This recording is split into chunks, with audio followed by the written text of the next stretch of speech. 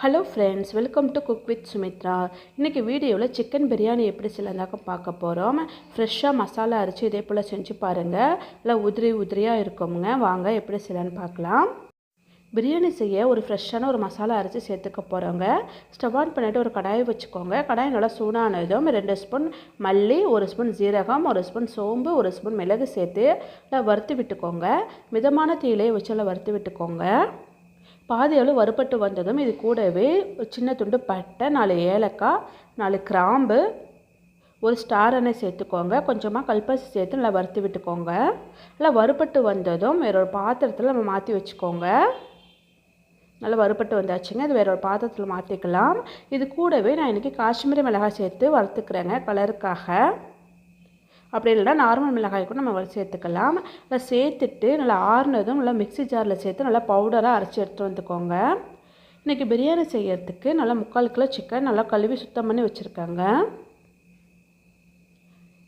இந்த டம்ளரால் நான் பாஸ்மதி அரிசி எடுத்துக்கிறேங்க. நான் 1/2 கிலோ அளவுக்கு அரிசி எடுத்துருக்கேங்க. நல்லா கழுவிட்டு 2-3 முறை கழுவி எடுத்துகிட்டு வந்துக்கலாம். கழுவிட்டு ஊற வச்சுக்க போகிறவங்க இல்லை 20 நிமிஷத்துலேருந்து 30 நிமிஷம் வரைக்கும் அரிசியை ஊற வச்சுக்கலாம். ஸ்டவ் ஆன் பண்ணிவிட்டு ஒரு அகலமான பாத்திரம் வச்சுக்கோங்க. பாத்திரம் நல்லா சூடானதும் 4 ஸ்பூன் எண்ணெய் சேர்த்துக்கோங்க. இது கூடவே 3 ஸ்பூன் நெய் சேர்த்துக்கோங்க.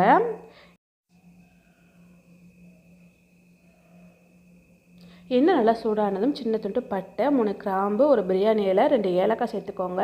இது கூடவே நீல வாக்கில் கட் பண்ண 2 பெரிய வெங்காயம் சேர்த்துக்கோங்க. வெங்காயம் சேர்த்துட்டு நல்லா வதக்கி விட்டுக்கோங்க. வெங்காயம் நல்லா பொன்னிறமாக ஆகிற வரைக்கும் நல்லா வறுத்து விட்டுக்கலாங்க. வெங்காயம் நல்லா வதங்கினா தான் பிரியாணி நல்லா டேஸ்ட்டாக இருக்கும். அதனால் நல்லா பொன்னிறமாக ஆகும் வரைக்கும் நல்லா வறுத்து விட்டுக்கோங்க.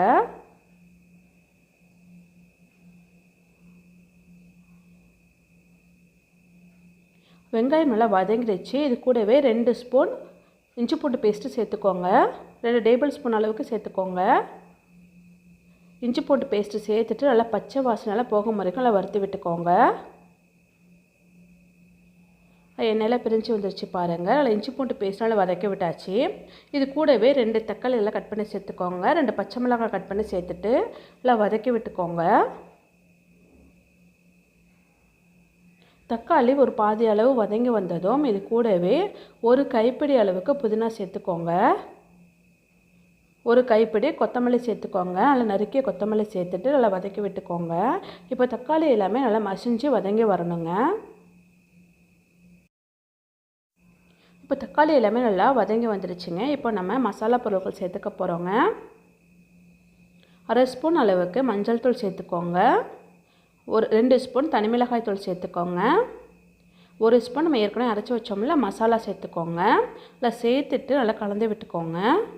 நல்லா 1 நிமிஷத்துக்கு நல்லா எண்ணெயில் நல்லா கலந்து விட்டுக்கோங்க. இப்போ நம்ம தயிர் சேர்த்துக்கலாம். 4 ஸ்பூன் தயிர் சேர்த்துக்கோங்க.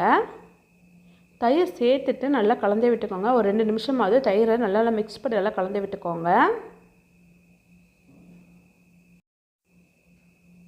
தயிர் இதே போல் திருத்திரியாக இல்லாமல் நல்லா கலந்து வந்துருக்கணுங்க. இப்போ கலந்து விட்ட பிறகு சிக்கன் சேர்த்துக்கோங்க. சுத்தம் பண்ணி வச்சுருக்க சிக்கனை சேர்த்துக்கோங்க.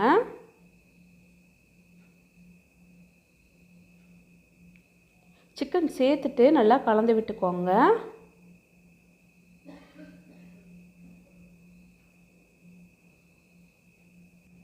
இப்போது சிக்கனுக்கு தேவையான உப்பு சேர்த்துக்கலாம். உப்பு சேர்த்த பிறகு நல்லா வேக விட்டுக்க போகிறோங்க. உப்பு சேர்த்துட்டு நல்லா கலந்து விட்டுக்கோங்க. கலந்து விட்டாச்சுங்க. ஒரு 1/2 கிளாஸ் அளவுக்கு மட்டும் தண்ணி சேர்த்துக்கோங்க. அதிகமாக தண்ணி சேர்த்துக்க வேண்டாம். ஏன்னா உப்பு சேர்த்துருக்கோம்ல, சிக்கன்லேருந்து தண்ணி விட்டு வரும். மசாலா கரிஞ்சிடாமல் இருக்கிறதுக்காக ஒரு 1/2 கிளாஸ் மட்டும் தண்ணி சேர்த்துக்கோங்க. சேர்த்துட்டு கலந்து விட்டுட்டு ஒரு 10 நிமிஷம் நல்லா வேக விட்டுக்கோங்க. இடையிடையே கலந்து விட்டுக்கோங்க, இல்லைன்னா அடி பிடிச்சிரும். இதே போல் இடையிடையே கலந்து விட்டு நல்லா வேக விட்டுக்கோங்க. இப்போ எனக்கு சிக்கன் நல்லா வெந்து வந்துடுச்சுங்க. நம்ம ஏற்கனவே ஊற வச்சுருக்கோம்ல அரிசியை நம்ம சேர்த்துக்கலாம். தண்ணியில் வடிச்சிட்டு சேர்த்துக்கோங்க. அரிசி சேர்த்த பிறகு நல்லா ஒரு டைம் நல்லா கலந்து விட்டுக்கோங்க.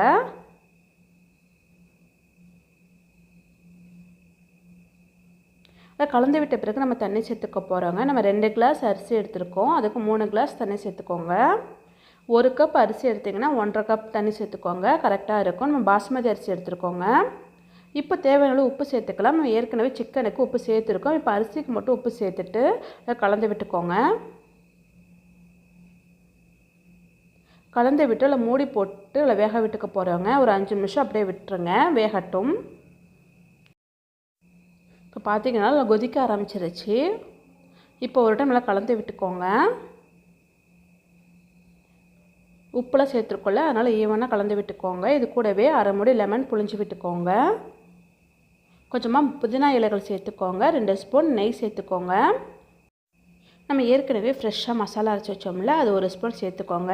இல்லை சேர்த்துட்டு நல்லா கலந்து விட்டுக்கோங்க.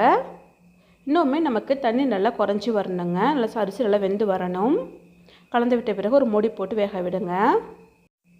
இப்போ ஒரு 2 நிமிஷத்துலேருந்து ஒரு 3 நிமிஷத்துக்கு பிறகு பார்த்தீங்கன்னா நமக்கு தண்ணி எல்லாமே குறைஞ்சி வந்துடுங்க.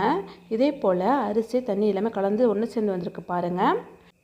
அரிசி பார்த்திங்கன்னா ஒரு முக்கால் பதத்துக்கு அதில் வெந்து வந்திருக்குங்க. இந்த ஸ்டேஜில் நம்ம தம் போட்டால் கரெக்டாக இருக்கும். ஒரு பழைய தோசைக்கல் இருந்தால் வச்சுக்கோங்க. வச்சுட்டு நம்ம பிரியாணி தூக்கி மேலே வச்சுக்கோங்க. மேலே நல்லா மூடி போட்டு நல்லா வெயிட் வச்சுக்கோங்க. வெயிட்டுக்கு பதிலாக இது மாதிரி தண்ணியும் வச்சுக்கலாம். ஆவி எதுவுமே வெளில போகாதபடி வச்சுட்டு நல்லா ஒரு ஸ்டவ்வை சிம்லேயே வச்சு ஒரு 15 நிமிஷம் நல்லா வேக விட்டுருங்க. அது பிறகு நீங்கள் ஓப்பன் பண்ணிடாதீங்க. ஒரு 1/4 மணி நேரம் கழிச்சு ஓப்பன் பண்ணிக்கலாம். உடனே ஓப்பன் பண்ணிடாதீங்க. ஒரு 20 நிமிஷம் நான் வச்சதுக்கு பிறகு தான் ஓப்பன் பண்ணியிருக்கேங்க. இல்லை அரிசி எல்லாமே நல்லா வெந்து வந்திருக்கு பாருங்கள்.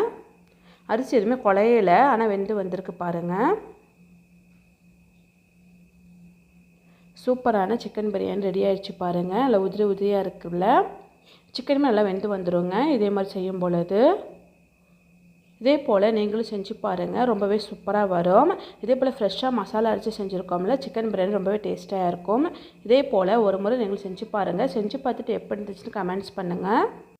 இந்த வீடியோ பிடிச்சிருந்தா சப்ஸ்கிரைப் பண்ணி சப்போர்ட் பண்ணுங்கள். லைக் பண்ணி ஷேர் பண்ணுங்கள். தேங்க்யூ.